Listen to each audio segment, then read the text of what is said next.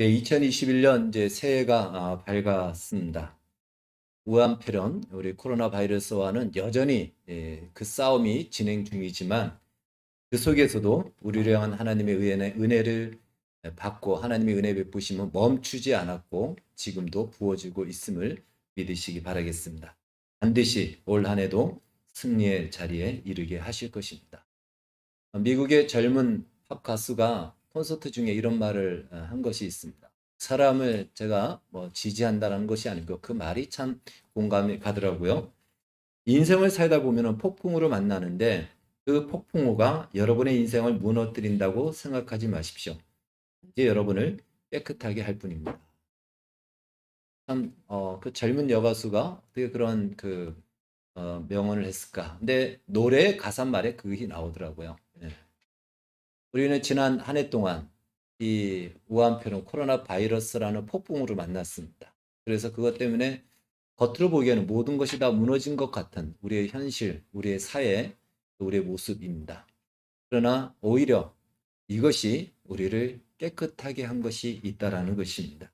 우리는 이걸 통해서 진짜 소중한 것이 무엇인지를 발견하고 우리에게 있던 그 소중한 것이 무엇인지를 제대로 알게 되었고요.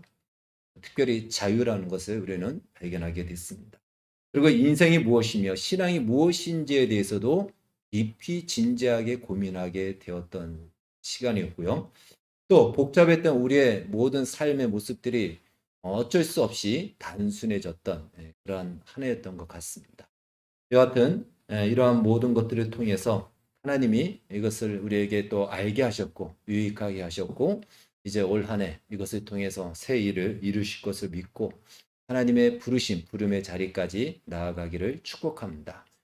미국의 한 그 만평에 보니까요, 이 코로나가 얼마나 심한지 할머니 두 명이서 이제 나이든 할머니 두 명이서 이야기하는 것을 이렇게 만평으로 그림을 그려놨습니다. 할머니 한 분이 이렇게 얘기하는 겁니다. 아유, 어젯밤에 TV를 보는데 TV에서 그 배우가 엄청나게 기침을 하기에 내가 당장 TV를 껐지. 그 기침하다가 나한테 코로나가 옮을까 봐. 그러니까 옆에 있던 할머니가 막 웃으면서 아니 왜 바보스럽게 그렇게 했어? 마스크만 쓰면 괜찮은데 왜 그래?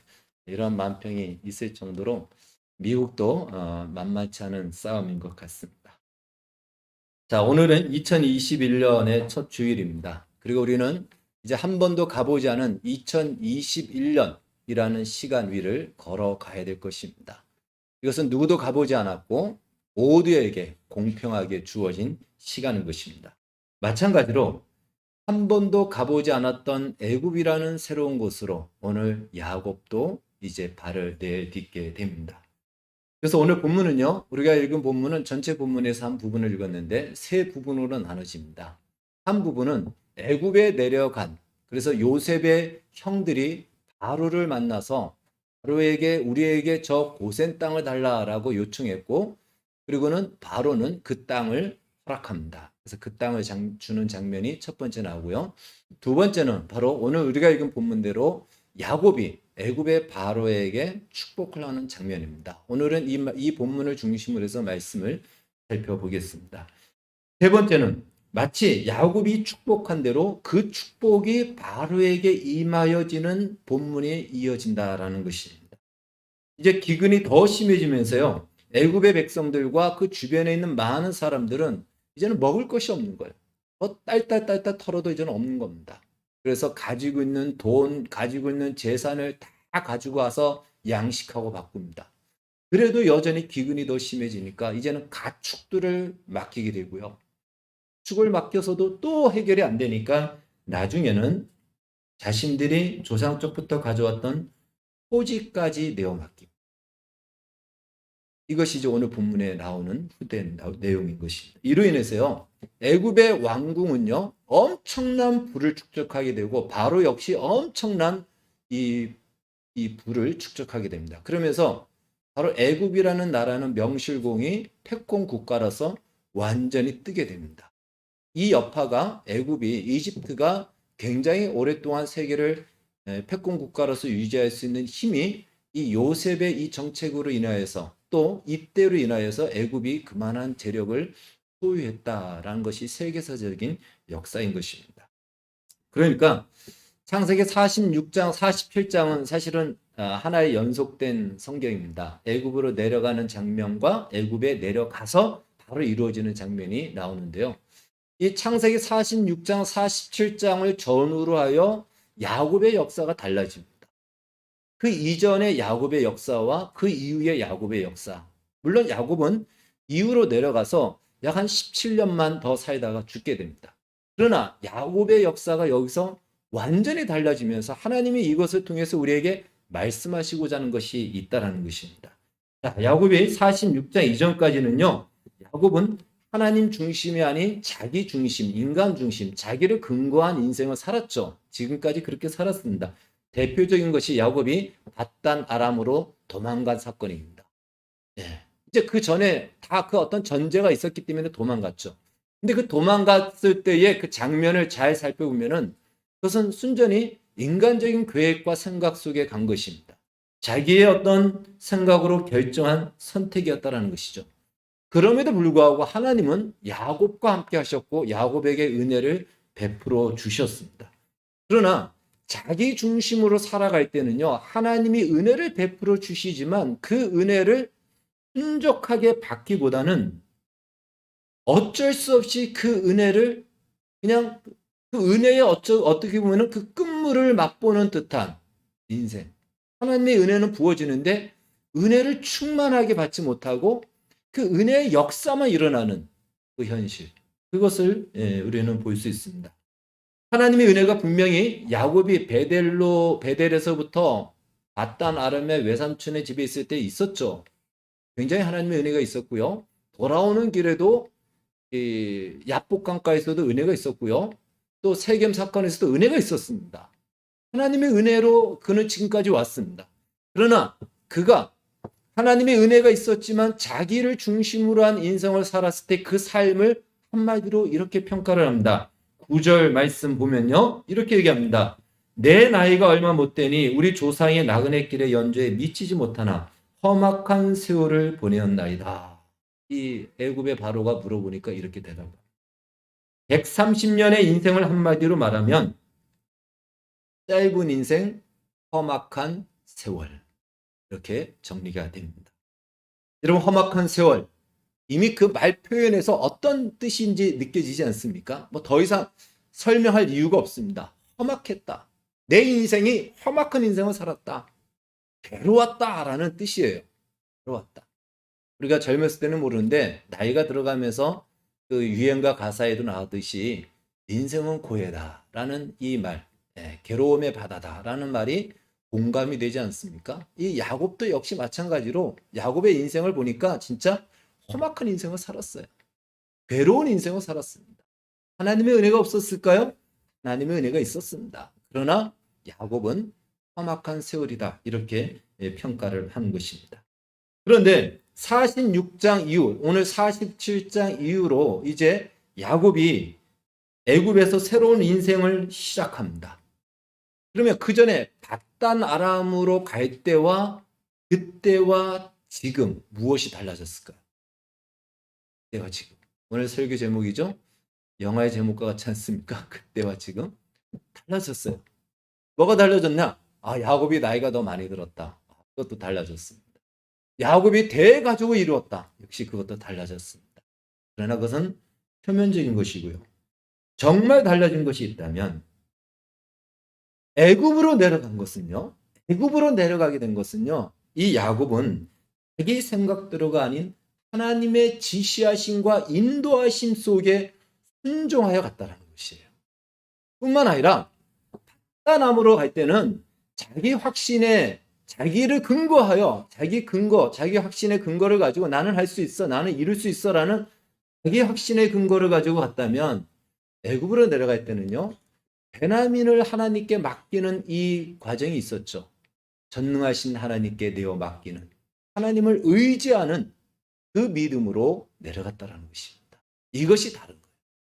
이것이 야곱의 역사에 있어서 창세기 46장, 47장 이전과 이후에 인생의 달라진 모습인 것입니다. 그래서 오늘 야곱의 인생이 우리에게 보여주는 것이 있다면 자기를 근거로 근거로 해서 살아갔던 인생과 하나님을 의지하며 사는 인생이 어떻게 다른 것이며 그것이 무엇이며 그리고 그 결과가 어떠한지를 너무 선명하게 보여주고 있다는 것입니다. 자기를 근거로 한 인생의 결론은 무엇이죠? 짧은 인생, 험악한 세월이에요. 여러분, 짧은 인생, 내 연조에 미치지 못하나이다 라는 이 표현은요, 짧은 인생, 그 시간이 130년이라는 시간이었지만 정말 순식간에 갔다. 짧은 인생이다. 근데 우리가 짧은 인생이다 라는 표현은 무엇이죠? 인생 허무하다 이거예요. 인생 오래 산 것 같은데 그냥 눈 깜빡할 사이에 지나간다. 그것은 맞는 얘기예요. 근데 그건 뭐죠? 한 것도 없는데 간 것 같다 이거예요. 인생 무상이고 허무하다. 자기를 근거한 인생입니다. 그것이 야곱의 결론이에요. 험악한 세월이었다. 하나님이 분명히 때마다 시마다 역사하셨지만 너무 괴로운 인생을 살았다 이겁니다. 기억하고 싶지 않은 인생을 살았다. 이것이 야곱의 결론인 것입니다.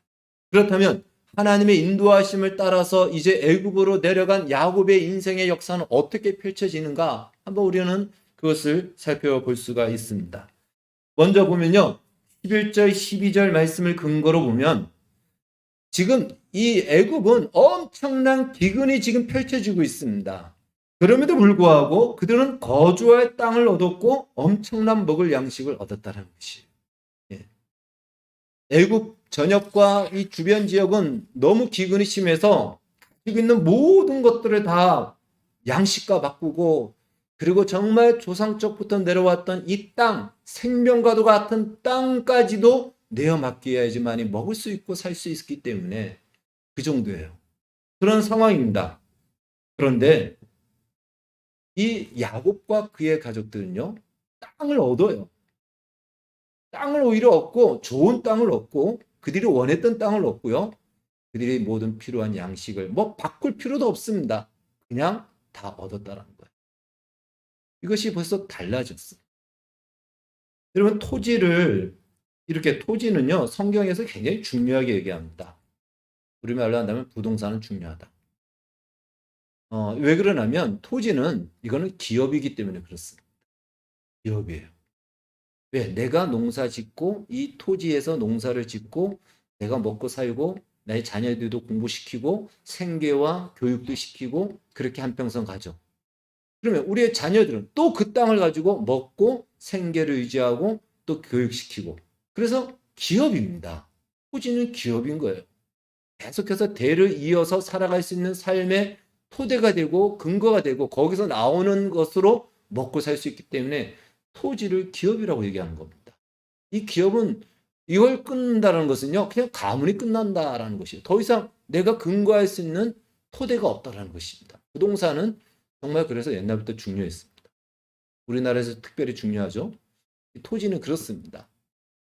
그래서 이 토지를 파는 것은요, 이스라엘에게서는 금지되어 있었습니다. 그리고 팔았다 할지라도 이제 다시 안식년, 희년이 되면은 돌려주게 돼 있습니다. 왜? 그래야 그 가문이 계속 이어갈 수 있으니까.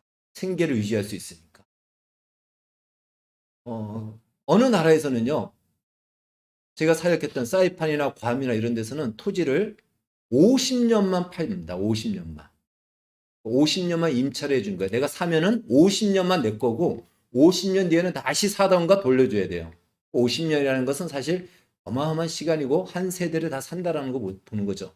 그러니까 그 토지를 가지고 있는 사람은 땅을 팔아요. 그 50년만 이제 팔아주는 거예요. 그리고는 목돈을 받죠. 그럼 목돈을 가지고 자기 생계를 할 수 있는 무슨 사업도 하고 하죠. 자, 그렇게 놓고 자기 아들이 또 50년 뒤에는 그 땅을 또 파는 겁니다. 그러니까 이 땅은요, 계속해서 대를 이어갈 수 있는 기업인 것입니다. 근데 이 토지를 팔았다, 토지와 양식을 바꿨다라는 것은 상황이 얼마나 심각했는가. 우리의 가문이 이제 끝날지도 모르는 상황이 된다라는 거예요. 그럼에도 양식이 필요할 정도다라는 것은요, 대단한 기근이었다라는 것이죠. 그런데 이스라엘은 오히려 이 야곱은 땅을 받았고 양식을 얻었다라는 것입니다. 어떻게 해서? 하나님을 의지하고 하나님의 말씀에 순종하고 하나님을 신뢰하고 자기 근거로 한 자기 중심이 아닌 하나님 앞에 순적함으로 순종해 나갈 때 주시는 은혜의 역사인 것입니다. 물론 그것이 오늘 성경은 물질적인 것들로 묘사됩니다. 그래서 우리는 똑같이 그 물질적인 것들로 하나님이 역사하실 것이다 라고 여기는데, 성경이 이 물질적인 것들을 이야기하는 것은 똑같이 물질적인 것들로 역사되어진다라는 것이 아니고요. 그것도 당연하게 그런 것도 있겠지만 뭘 말하죠? 이것은 하나님께서 그 백성을 지키시고 보호하신다라는 분명한 하나님의 사인인 것입니다. 그것이 어떨 때 물질이고요. 그것이 어떨 때는 오늘 영상에서 보았던 것처럼 저런 정말 말도 안 되는 이슬람권에서 그 검사가 저런 일을 한다는 것은요, 이건 일어날 수 없는 일이에요. 저런 기적으로 하나님이 그 백성을 보호하십니다. 물론 다 살아나는 것만이 그거냐? 필요할 때는 하나님이 순교도 하게 하시죠. 그런 말로 하나님은 어떠한 위험 속에서도 뭐 죽지 않고 어려움을 당하지 않는다가 아니고, 죽음과 어려움이 난무함 속에서도 하나님의 백성 하나님 앞에 나아가는 자들을 지키시고 보호하신다는 것. 그걸 겉으로 확실하게 보여주는 사건이 오늘 본문에 나오는 것입니다. 자, 야곱이 밧단 아람으로 갔을 때도 하나님은 야곱을 지키셨고 보호해 주셨습니다. 은혜를 베풀어 주셨습니다. 그러나 야곱은 그때 매우 고단함 속에서 인생을 살았다는 거예요. 우리가 잘 알고 있듯이 그동안 야곱을 추적해 봤지 않습니까? 얼마나 고단한 인생을 살았는지 몰라요. 하나님의 은혜가 없었을까요? 하나님의 은혜가 똑같이 베풀어졌습니다. 그런데도 고단했어요. 이걸 저는 이렇게 표현하고 싶어요. 연명하는 정도의 은혜라는 거예요. 하나님은 은혜를 베풀어 주시는데 나는 그것을 그냥 연명하는 정도의 은혜로만 받는 겁니다. 다른 말로 아슬아슬함 속에서 받는 은혜, 스릴 속에서 받는 은혜. 여러분 스릴 느끼는 거 좋잖아요. 저 에버랜드 가가지고 막 그 익스프레스 T 타면은 막 엄청나지 않습니까? 스릴을 느낀다 그러잖아요. 근데 스릴을 잘못하면 뭐죠? 까딱하면 어떻게 되죠? 그냥 끝장나는 겁니다. 그러니까 거의 끝장나는 그 상황 속에서의 구원함을 얻고 보호함을 얻는, 그것도 엄청나게 크죠. 그러나 그러다 보니까 겨우겨우 사는 은혜예요. 고단함 속에서 사는 은혜입니다. 이것이 야곱이 지금까지 살았던 하나님의 은혜에 대한 경험이고, 그러다 보니 은혜가 있었지만 자기의 경험은 뭐죠? 험악했다는 거예요. 경험적으로 느끼는 것은 힘들었다는 겁니다. 여러분 우리 인생을 돌아보면 하나님의 은혜라고 얘기하잖아요. 그러나 힘든 세월을 힘들었다고밖에 얘기할 수밖에 없는 것. 그렇게 야곱도 이야기를 했다라는 것입니다. 그러나 이제 순종함으로 내려온 애굽에서는요, 순적함으로 그 은혜가 주어집니다. 저는 이것을 연명하는 은혜와 비교하여 은혜의 부유함이다, 예, 말씀드리고 싶습니다. 사랑하는 여러분, 하나님은 우리가 어떤 상황이 있든지 은혜를 베풀어 주십니다.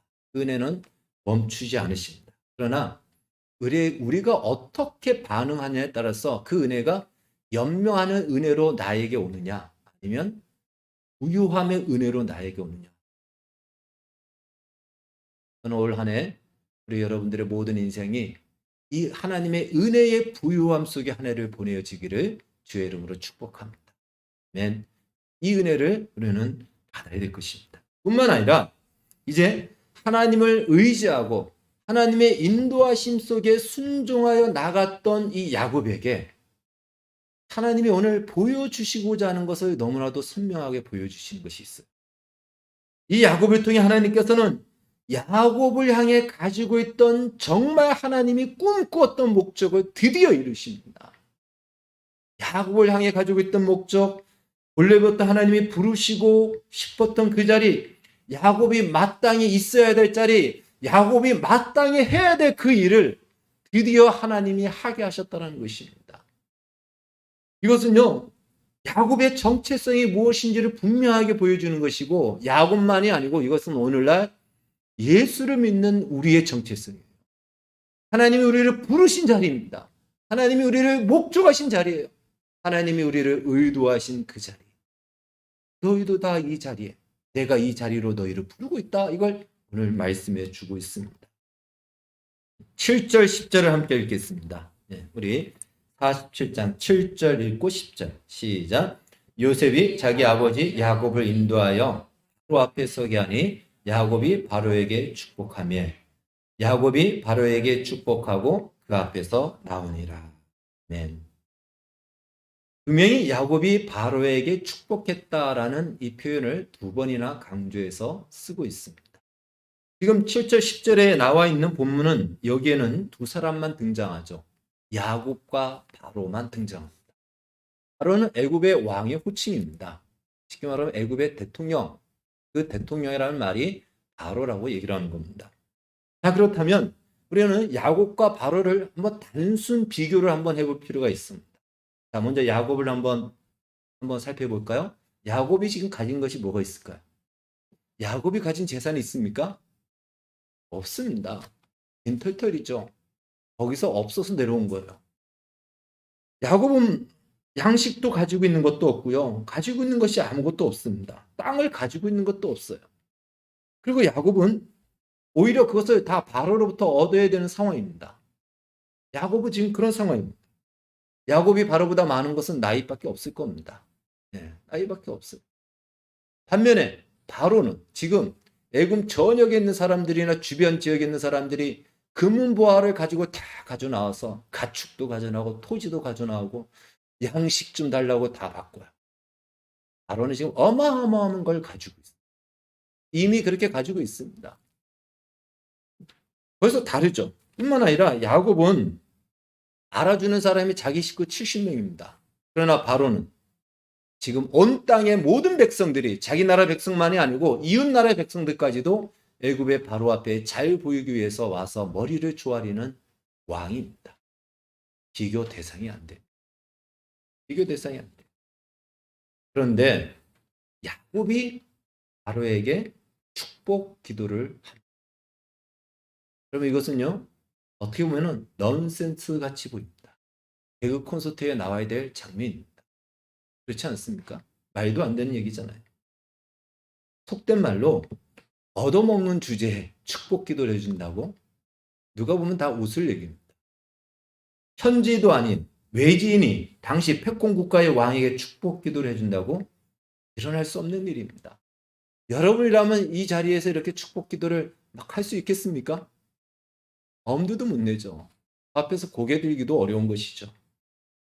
그런데 그 자리가 원래 하나님이 야곱을 부르신 자리라는 거예요.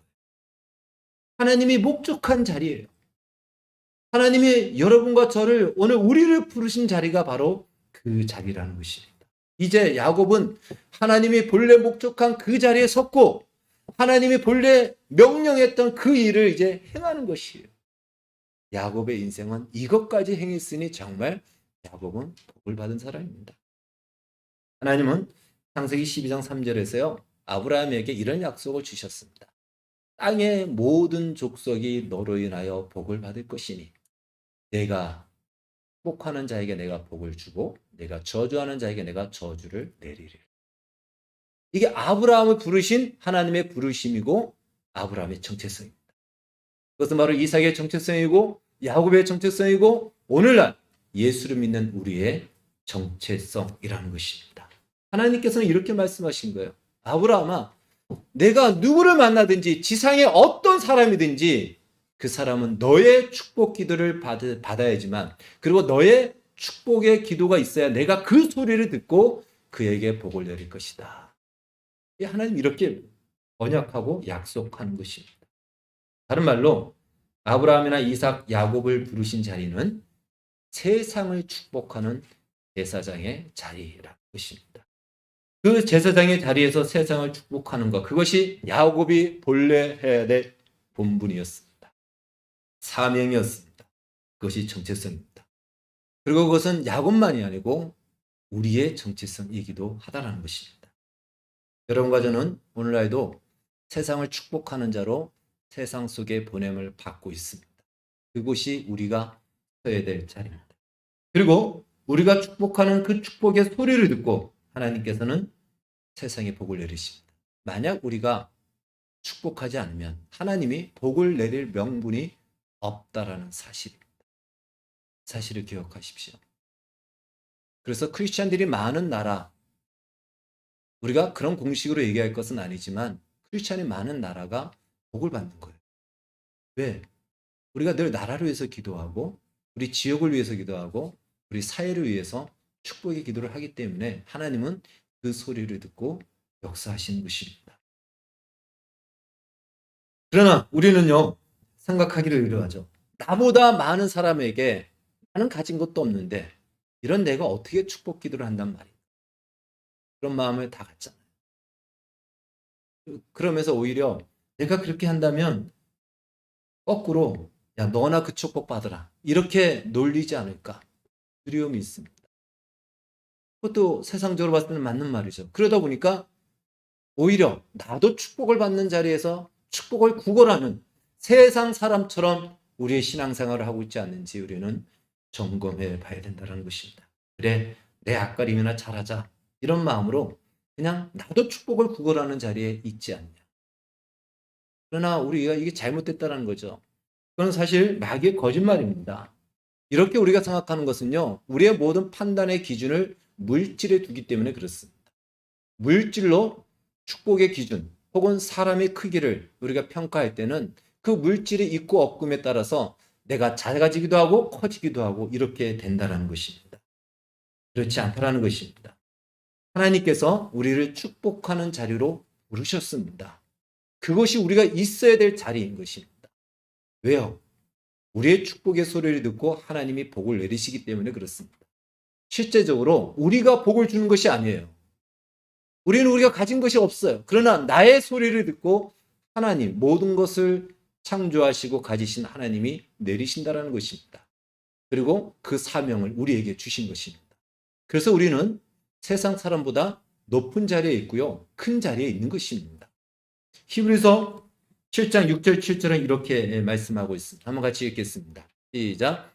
레위 족보에 들지 아니한 멜기세덱은 아브라함에게서 10분의 1을 취하고 약속을 받은 그를 위하여 복을 빌었나니 논란의 여지 없이 낮은 자가 높은 자에게 축복을 받느니라. 바꿔 말하면 높은 자가 낮은 자를 축복한다라는 것입니다. 높은 자가 축복하는 거예요. 네, 하나님께서 높은 자리로 여러분과 저를 부르셨습니다. 축복 기도가 중요한 이유가 여기 있습니다. 왜? 하나님은 그 소리를 듣고 그것을 명분을 하여 복을 내리시기 때문에 그렇습니다. 축복 기도를 여러분 가볍게 여기지 마십시오. 소중하게 여기시고 아멘으로 받으십시오. 하나님께서 그 축복 기도를 들으시고 역사하시고 복을 내려 주시는 것입니다. 세상에 가지고 있는 소유에 자유되는 것이 아니고 하나님의 부르신 그 자리. 레위 족속, 레위 지파 사람들을 하나님이 제사장으로 삼으셨죠. 그래서 아론이 바로 제사장으로서 축복하잖아요. 그가 특별히 뭐가 많이 있어서 그러나요? 아닙니다. 하나님이 그 자리에 부르셨기 때문에, 그 자리에 세우셨기 때문에 그렇습니다. 여러분, 오늘 우리를 하나님이 세상을 축복하는 자로 우리를 부르셨다는 거예요. 그것이 야곱이 있어야 될 자리인 것입니다. 야곱이 있고 없고는 중요하지 않습니다. 그것은 하나님이 주시는 것이고 채우시는 것입니다. 왜? 우리는 우리가 잘 되고 우리가 복되게 하는 것이 우리의 목적이 아니기 때문에 우리의 목적은 세상을 복되게 하는 것입니다. 그것이 그리스도인의 사명이기 때문에 그렇습니다. 그래서 저는 오늘 이 본문이 마치 변화된 야곱, 이제 하나님이 자기 중심으로 살았던, 자기 욕심에 붙들려 살았던 야곱이 이제는 변화됐잖아요. 우리가 살펴봤듯이 베냐민을 내어주고 하나님 앞에 맡기고 또 하나님 앞에 기도하고 내려가는 것이 맞습니까? 순종하고 변화됐어요. 이 변화된 사람을 하나님이 마치 애굽이라는 세상에 파송하는 것 같아요. 이제 가라. 내가 때가 됐다. 보통 무술을 익힌 사람이 어느 정도 고수에 이르면은 때가 됐다. 이제 나를 떠나라. 하지 않습니까? 하나님이 마치 이 애굽을 향해서 바로 이 야곱에게 이제는 가라. 그리고 너의 본분을 다하라. 너의 사명을 다하라. 그래서 와서 하는 일이 무엇입니까? 애굽의 바로에게 축복하는 겁니다. 이것은 창세기 1장 27절에 하나님이 사람을 만드시고 뭐라고 말씀하셨죠? 생육하고 번성하고 땅에 충만하고 땅을 정복하고 땅에 있는 모든 생물을 다스리라. 이 말씀하고 똑같은 거예요. 그 말씀을 창세기 12장 3절에서는 땅의 모든 족속이 너로 인하여 복을 받을 것이다. 네가 가는 곳에 생육의 역사, 번성의 역사, 복의 역사가 일어날 것이다. 너의 그 축복의 소리를 듣고 내가 세상에 복되게 할 것이다. 이것이 하나님이 인간을 만드시고 아담을 부르시고 아브라함을 부르신 자리이고 사명인 것이에요. 이것을 실행하고 이것을 성취하고 이것을 이룬 사람이 누구라고요? 야곱입니다. 야곱이 이 자리에 선 거예요. 그때 당시에 애굽은 말씀드렸죠. 오늘날로 얘기한다면 저 미국과 유럽을 합해 놓을 정도의 어마어마한 세력을 가지고 있는 나라였다고. 그 나라의 왕을 축복하는 자리, 그 자리에 야곱이 섰다는 것입니다. 모르겠습니다. 바로가 깜짝 놀랐을 거예요. 갑자기 자기 앞에 와서 막 축복하니까 이게 뭔가 하고 놀랐는지 모르겠지만 하나님이 그 자리에 세우심으로 야곱의 변화된 모습을 통해서 하나님이 본래 목적한 것을 나타내시고 이루신다라는 것입니다.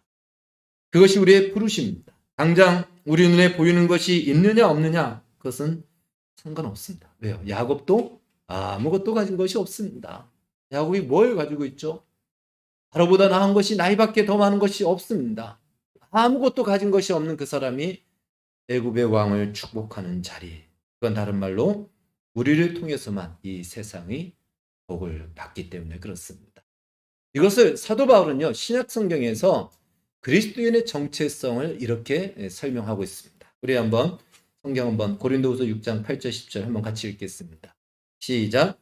우리는 속이는 자 같으나 참되고 무명한 자 같으나 유명한 자요 죽은 자 같으나 보라 우리가 살아있고 징계를 받는 자 같으나 죽임을 당하지 아니하고 근심하는 자 같으나 항상 기뻐하고 가난한 자 같으나 많은 사람을 부유하게 하고 아무것도 없는 자 같으나 모든 것을 가진 자로다.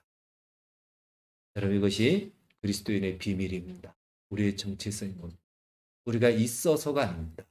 우리는 없어도 모든 것을 가진 자고 우리는 가난해도 세상을 부욕해 하는 자로 우리는 부름을 받습니다. 그것이 우리의 정체성.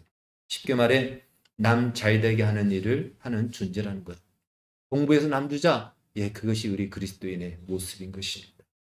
그런데 우리는 세상 사람처럼 나 하나 잘 살고 잘 먹고 나 하나 성공하고 그것을 인생의 목표로 삼고 거기서 여유가 있으면 그때 나누겠다. 오늘날 그리스도인들이 많은 이렇게 살아가잖아요. 그게 지금 우리가 속고 있다는 거예요. 우리가 제 역할을 다 하고 있지 않다는 것입니다. 그렇게 해서는 이 세상은 결코 복을 받지 못한다는 것입니다. 처음부터 그건 잘못됐다는 것이죠. 오늘 본문에 비추어 볼 때 우리는 순종하고 하나님을 붙들면 됩니다. 우리 그렇게 살면 하나님께서는 기근 속에서도 우리의 필요를 채워주시고 놀라운 기적의 역사를 베풀어 주십니다. 우리를 세상 가운데서 최고의 부자로 만들어주겠다라고 성경은 말하지 않습니다. 그걸 말하는 것이 아니고요. 어떠한 상황 속에서도 너희를 내가 책임질 것이다. 그런데 너희는 너희가 가진 것을 욕망을 목표로 삼지 말라는 것입니다. 우리의 삶은 하나님이 책임져 주시니 우리는 세상을 복되게 하는 자다. 하나님의 주신 것을 가지고도 복되게 하는 것이고 나누는 것이고 우리의 축복의 소리를 통해서도 이 세상을 복되게 하는 것이다. 그걸 말하는 것이죠. 우리가 그 정도에서 만족하지 못하기 때문에 그동안 그러한 문제들이 많이 있었습니다. 그러나 우리의 본분은 다시 한번 우리가 확인할 수 있습니다. 세상을 복되게 하는 것입니다. 물론 오늘 본문은 그것이 물질적인 것으로 묘사되었지만 물질적인 것은요. 영원한 복을 예표하는 가장 이 땅에서 우리가 복이라고 여겨지는 것이기 때문에 성경은 그 물질적인 것으로 예표하여 말씀하고 있는 것입니다. 그러니까 물질적인 것이 다가 아니라는 거예요. 물질적인 것이 아니라는 것이 아니고 물질적인 것으로 다 담을 수 없는 복이 있다는 거예요. 물질적인 것은 당연히 복이지만 하나님이 주시고자 하는 복은 그 물질적인 것으로도 다 담을 수 없는 영원한 복이 있다는 겁니다. 그 복의 실체가 누구죠? 바로 예수 그리스도입니다.